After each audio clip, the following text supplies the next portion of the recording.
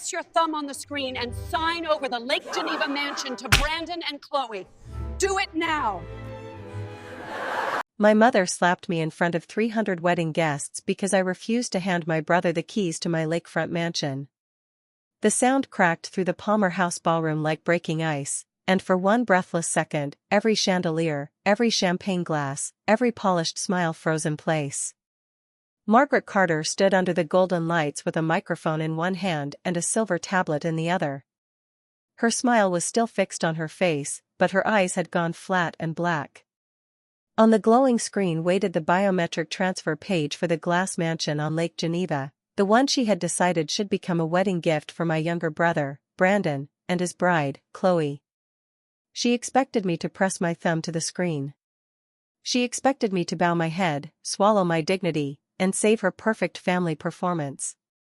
I did not move. At the head table, my father Richard stared down at his plate as if the white linen held the answers to all his cowardice. Brandon's face twisted with humiliation. Chloe clutched her pearls, not from concern for me, but from fear that her dream of becoming a lakefront society wife was slipping through her manicured fingers. The guests whispered. The orchestra fell silent. My cheek burned, hot and sharp, but my spine stayed straight. I looked at my mother and said nothing. That silence frightened her more than any scream could have. But to understand why that slap destroyed more than a wedding, you have to go back 3 months, to the afternoon my mother first tried to put a price tag on my loyalty. I was 36 years old, director of risk audits for a major health insurance corporation in Chicago. I had built my life with tired hands, late nights, and a heart trained to survive disappointment. I paid my own tuition. I paid off every loan. I earned every title without family applause. In the Carter family, achievement only mattered when it belonged to Brandon. Brandon was 30, charming in the way weak men often are when other people pay their bills. He had launched 2 health tech startups, both failures wrapped in expensive branding. My parents called him a visionary. I called him unemployed with better lighting. When I was promoted, my mother sent me a text that said, "Proud of you." When Brandon announced he needed 6 months to find his purpose after his second business collapsed, my parents hosted a private dinner with aged wine and speeches about courage. I was the responsible daughter. He was the golden son.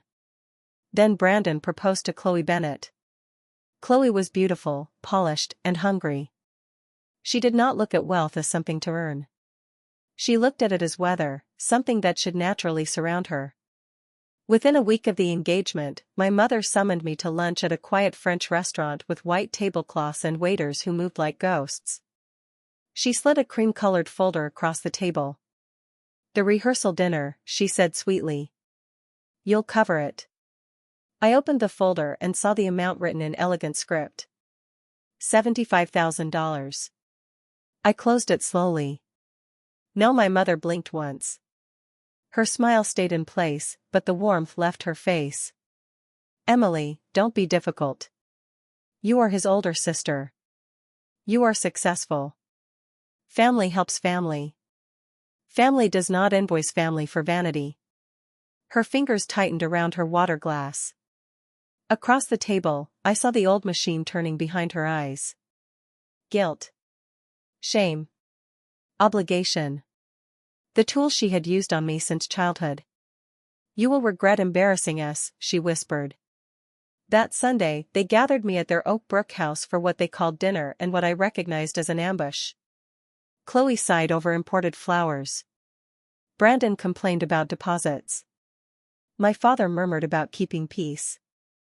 My mother accused me of having a cold, corporate heart.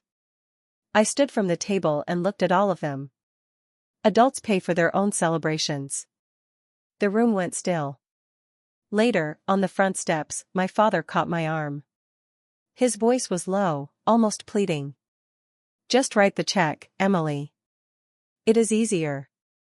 I pulled free. Easier for whom? That night, I drove through the rain to see the only person in my family who had never mistaken my strength for selfishness. Arthur Whitmore, my grandfather, sat by the window of his rehabilitation suite, a chessboard resting beside him. His body had slowed after a mild stroke, but his mind was still a locked steel door. When I told him everything, he listened without interrupting. Then he opened a small safe. Inside was a thick envelope. He placed it in my hands and said, "They think I am weak. They think you are alone. They are wrong on both counts." Inside the envelope was the deed to the Lake Geneva mansion. Already transferred. Already mine. For 3 seconds, I could not breathe. The deed rested in my hands like a living thing, heavy with ink, law, and a kind of justice I had never expected to receive. Lake Geneva. The glass mansion. The house my mother had whispered about for years as if it were a crown waiting for Brandon's head. I looked from the paper to my grandfather. Arthur Whitmore sat very still in his wheelchair, one hand resting on the armrest, the other near the chessboard. His face was pale from illness, but his eyes were sharp enough to cut stone.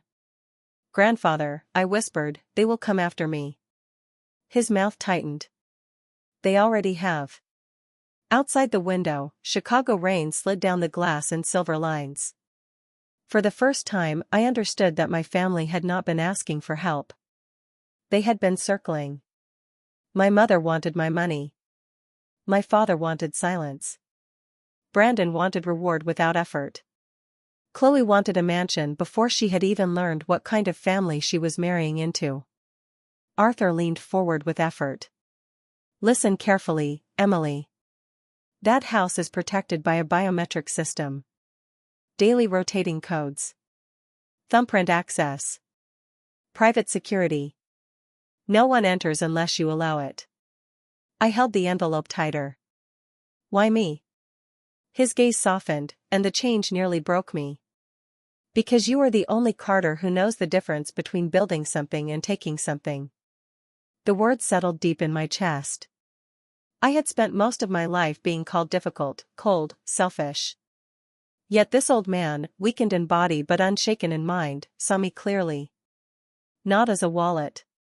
Not as a spare daughter. As a guardian.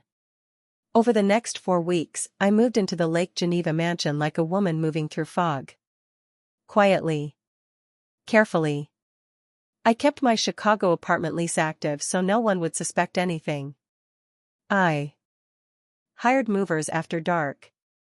I carried my own files, my mother's old insults, and 36 years of exhaustion into that house one box at a time. The mansion stood above the water like a lantern of glass and steel. At dawn, the lake turned pearl gray. At night, the windows reflected the moon until the whole place seemed suspended between earth and sky. The first evening I slept there, I woke before sunrise and listened. No shouting. No phone buzzing with demands. No one telling me what I owed. Only the slow breath of the lake. For a little while, I believed the locked doors were enough. Then the secret cracked open at the Art Institute Gala. It was a fundraiser for medical research, the kind of event where rich people wore compassion like jewelry.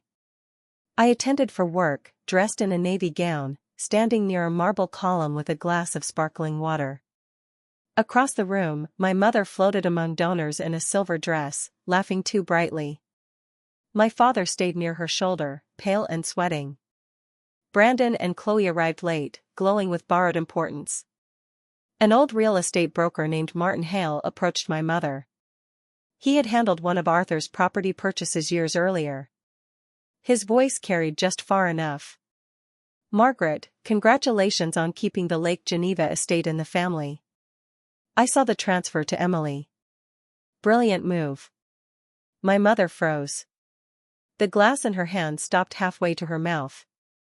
Her smile died so completely it was like watching a candle get pinched out. Slowly, she turned her head and found me across the room. That look was not surprise. It was hunger. An hour later, my father pulled me into a private gallery lined with oil portraits of dead men who looked less tired than he did.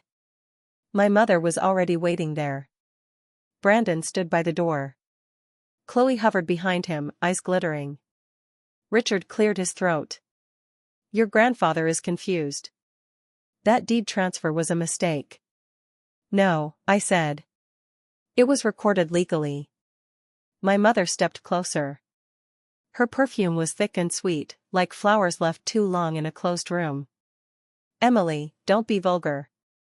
A single woman who works all the time has no use for a lake mansion. Brandon and Chloe need a proper home to begin their life. Chloe pressed a hand to her chest. It would mean everything to us.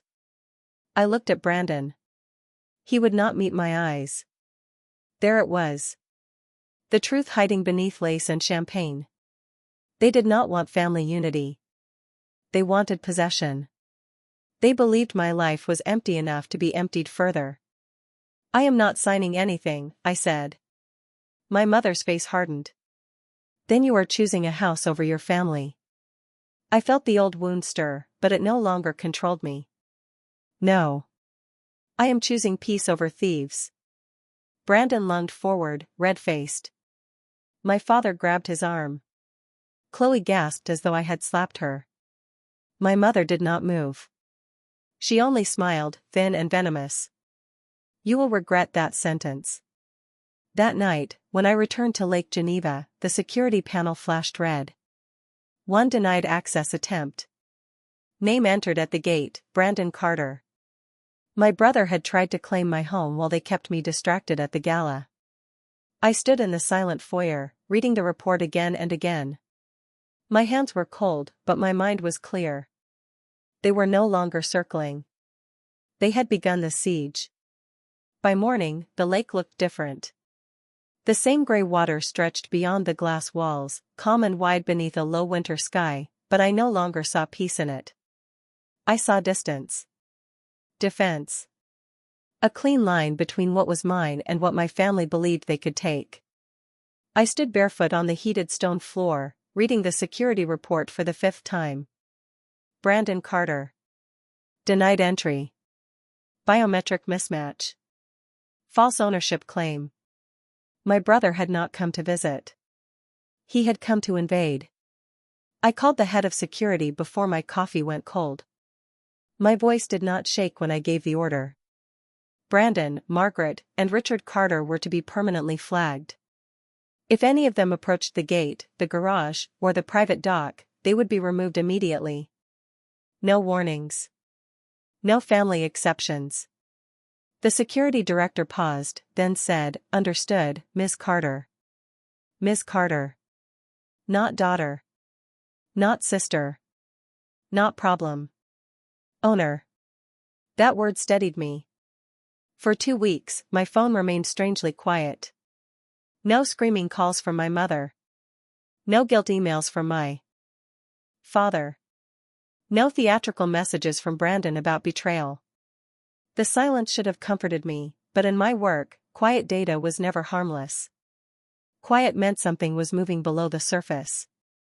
The attack came through my career. At the annual Midwest Health Finance Forum, I walked into a ballroom full of people who used to greet me with warm handshakes and direct eye contact. That morning, their smiles thinned. Conversation stopped when I approached.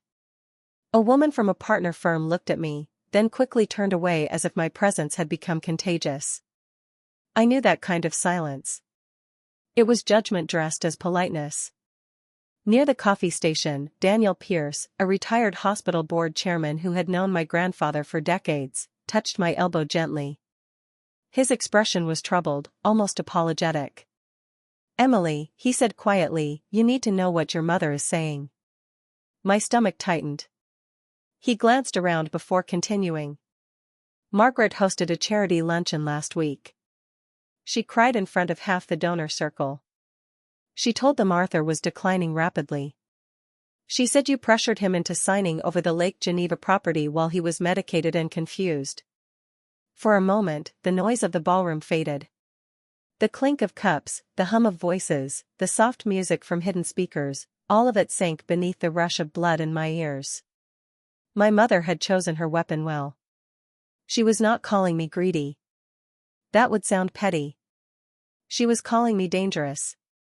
A woman who would exploit an old man. A woman without a conscience. A woman unfit to be trusted with money, contracts, or people. Daniel's face softened. I do not believe her. But others might. Others already had. That afternoon, during a contract renewal meeting, a senior executive from a hospital network closed his folder before I finished my presentation. He looked uncomfortable, but not ashamed. "Our board has concerns," he said. "Questions about your personal judgment." Personal judgment. The polite language of poison. I could have defended myself with anger. I could have told him my mother was a liar and my brother was a parasite. Instead, I opened the audit file and placed the truth where men like him could understand it. In numbers. In saved costs. In reduced claim leakage. In risk exposure lowered by 22% over 2 quarters. He signed the renewal before the meeting ended. I won the room, but I understood the war had widened.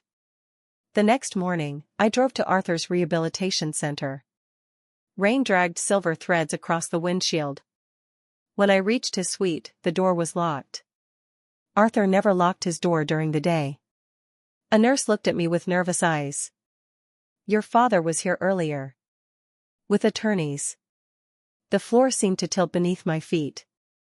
Inside the suite, Arthur sat by the window, his chessboard untouched. He looked smaller than usual, but his eyes burned. "Richard wants medical control," he said. "He wants me declared incompetent." There it was. The shape of the trap. The rumors were not gossip. They were foundation stones. Margaret was building public belief that Arthur had lost his mind, so Richard could walk into court and seize his estate.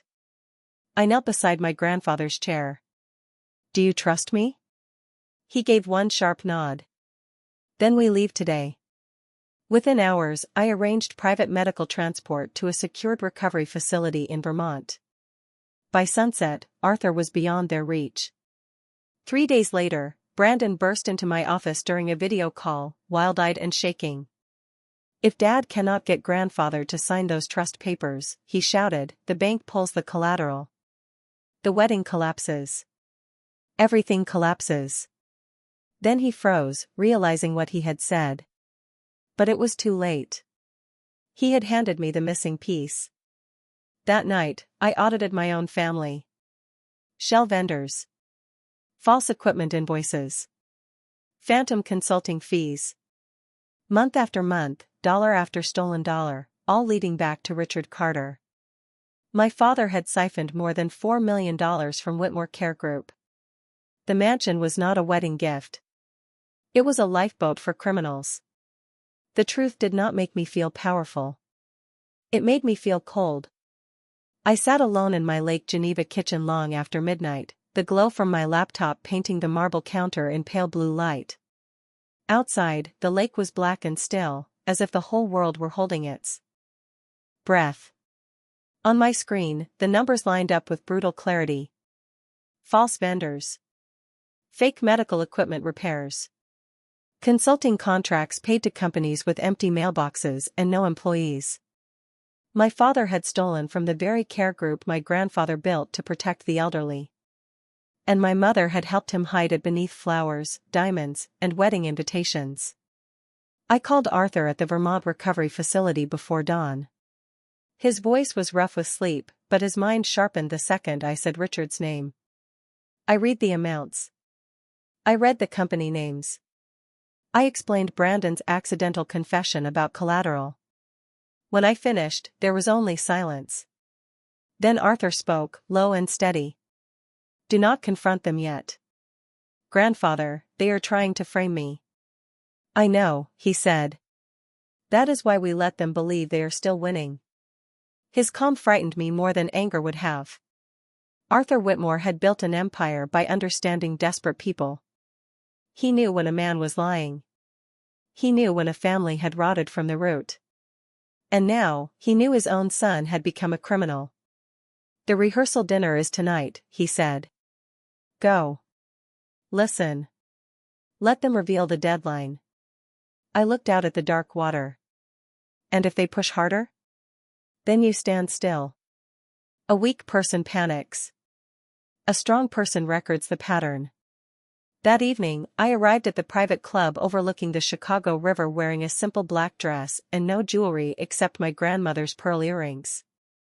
The room glittered with expensive panic. Crystal glasses caught the candlelight. White roses spilled from silver bowls. Waiters moved like shadows between tables heavy with food no one truly tasted. To anyone else, it looked like celebration. To me, it looked like evidence. Richard stood near the bar, drinking too fast. His face had the gray, damp look of a man trapped in a room with no exits. Every time his phone buzzed, his hand jerked toward it. Margaret floated from guest to guest in a deep emerald gown, laughing with her mouth while her eyes kept counting exits, witnesses, and time. Brandon gave a speech about love, destiny, and building a future. His voice swelled with borrowed confidence. Chloe smiled beside him, radiant and blind, admiring the sparkle of a life she did not know was bought with stolen money. I almost pitied her. Almost. After dinner, I walked to the ladies' lounge to breathe. The room was quiet, all cream marble and golden mirrors. I turned on the faucet and let cold water run over my wrists. For one fragile moment, I allowed myself to feel tired. Then the lock clicked behind me. In the mirror, my mother appeared. Gone was the graceful hostess. Gone was the loving mother. Margaret Carter stood behind me with tight lips, glittering eyes, and fear trembling beneath her powder. She opened her jeweled clutch and pulled out a thick folder, dropping it onto the counter. "You have until tomorrow night," she whispered. "At the wedding reception, you will enter the biometric code and transfer the Lake Geneva property to Brandon and Chloe." I turned off the faucet. The silence sharpened. "If I refuse?" Her smile became something ugly. "Then this goes to your board Monday morning." She tapped the folder. Inside were forged emails, altered audit reports, fake vendor contracts, and my copied signature pasted onto crimes I had never committed. For 1 second, grief rose in me so fiercely it almost stole my breath. Not fear. Grief. Because a part of me, foolish and old, still remembered being a little girl hoping her mother might one day choose love over control. Margaret leaned closer. "You will lose your career. Your house. Your reputation. No one will believe you over your own mother." I studied her face. The fine lines around her mouth. The panic under her cruelty. The desperation she wore like perfume. She thought she was holding a knife. She did not know she had handed me a confession. I dried my hands slowly, finger by finger, then placed the towel in the basket. "I will see you at the wedding," I said. Her eyes flickered. I walked out before she could answer. In the elevator, I sent one message to Arthur's attorney. "The trap is confirmed. Tomorrow." When I returned to the mansion that night, the lake was silver under the moon. I stood behind the locked glass and finally understood something my family never had. A boundary is not a wall. Built from fear. It is a door that only the worthy may enter. The wedding morning arrived wrapped in gold. Sunlight poured over Chicago in clean, bright sheets, touching the stone face of the Palmer House as if the city itself had agreed to witness the final act. Inside the hotel, everything moved with expensive urgency. Florists carried white roses through marble halls. Event planners whispered into headsets. Waiters polished glasses until they shone like frozen water. Brandon's wedding was not a celebration. It was a stage. And every stage needs an audience. I arrived before the ceremony in a charcoal silk dress, calm enough to frighten myself. In the bridal suite, Chloe stood before a wall of mirrors, wrapped in custom ivory fabric, her diamond necklace glittering against her throat. Brandon lifted a champagne flute when he saw me. His smile was smug, soft, and empty. He thought I had broken. My mother stood behind him in a silver gown, watching me through the mirror. Her eyes said what her mouth did not. "Tonight. Obey." I smiled politely and walked away. The ceremony passed in a blur of vows, music, and applause. My father looked like a man aging in public. Sweat shone at his temples. His hand kept slipping into his jacket pocket to check his phone. Somewhere nearby, a private lender was waiting for proof that my home had become collateral. My mother, however, glowed with dangerous energy. She smiled at senators, donors, and hospital executives as though she were queen of a kingdom not yet burning. At the reception, I found my seat at the farthest table near the kitchen doors. A final insult. A useful one. From there, I could see everything. After dinner, the orchestra faded. My mother rose from the head table and took the microphone. She thanked the guests. She praised Brandon's vision. She welcomed Chloe into the family. Then her voice softened. She spoke of siblings. Sacrifice. Generosity. Lies wrapped in velvet. Then she called my name. 300 faces turned toward me. The spotlight found my chair. I stood and walked the long aisle toward the stage. Whispers followed me like dry leaves. My father stared at his plate. Brandon grinned. Chloe pressed both hands to her heart, already rehearsing gratitude for a mansion that was never hers. On stage, my mother embraced me with one arm. Her nails dug into my waist. A waiter stepped forward carrying a silver tablet. The screen glowed with the biometric transfer page for the Lake Geneva estate. Margaret lifted the microphone. Tonight, Emily is giving Brandon and Chloe the foundation every young couple deserves. Applause exploded. Under the noise, she hissed into my ear. Enter the code. Now. Or that folder goes to your board Monday morning. I looked at the tablet. I looked at my brother. I looked at the bride who wanted my life as decoration. Then I reached out. My mother exhaled. But I did not touch the screen. I took the microphone. The Lake Geneva estate is not a wedding gift, I said. My voice carried cleanly through the ballroom. It belongs to me by legal transfer from Arthur Whitmore. And it will not be used as collateral to hide stolen money. The applause died. My mother's face changed first. The mask cracked. Panic rushed through. She swung before anyone could stop her. Her palm struck my cheek, and the sound burst through the speakers like a gunshot. Silence swallowed the room. My skin burned.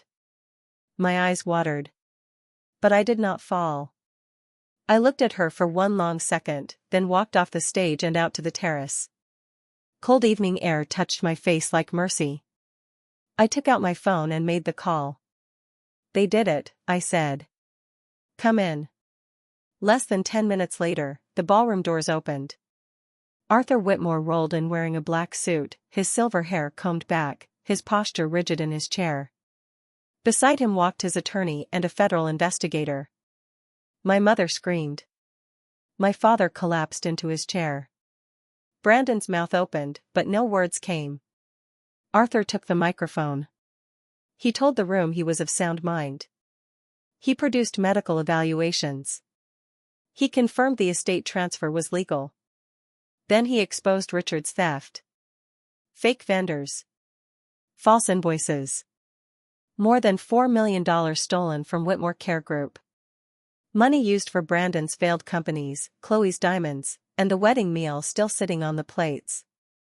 The guests recoiled as if the champagne had turned poisonous. Arthur pointed to the tablet. They did not need Emily's home for love. They needed it to cover a crime. The investigator stepped forward. My parents were escorted from the ballroom not as hosts, not as victims, but as suspects. Chloe tore the ring from her finger and threw it at Brandon's chest. The guests fled in waves, leaving flowers, glasses, and reputations scattered behind them. 3 months later, my parents sat in federal custody awaiting trial. Brandon was working nights in a medical supply warehouse. Arthur moved into the Lake Geneva estate, into a recovery suite I built for him facing the water. As for me, I finally understood peace. It was not silence forced by fear. It was silence earned by truth. If Emily's story reminded you that boundaries can save your life, leave a comment below. Like this video, And subscribe to Still Waters Payback for more stories of justice, strength, and the quiet power of people who refuse to be used.